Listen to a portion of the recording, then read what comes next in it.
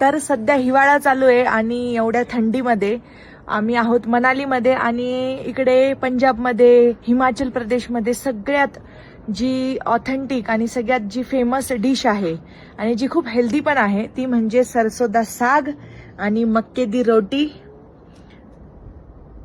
तर आज मी ती बनवली आहे आणि मक्याची भाकरी मी फर्स्ट टाइमच बनवली आहे।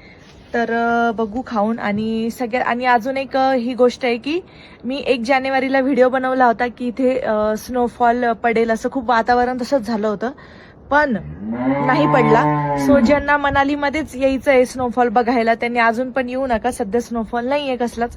पण इथून पुढे जी सोलंग व्हॅली आहे 10-11 किलोमीटरवर, त्याच्यानंतर पुढे अटल टनल, तिथे स्नो पडलेला आहे। तर ज्यांना मग स्नो बघायचाच आहे त्यांनी मग पुढे जावं लागेल आणि ज्यांना मनालीतच बघायचं तर त्यांच्यासाठी अजून पण स्नोफॉल पडलेला नाहीये।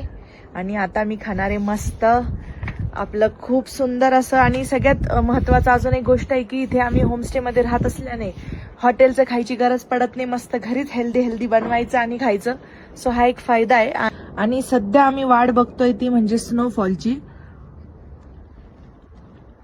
आणि मक्याची भाकरी आणि सरसोचं साग खूपच सुंदर झालाय, खूप चविष्ट लागतंय।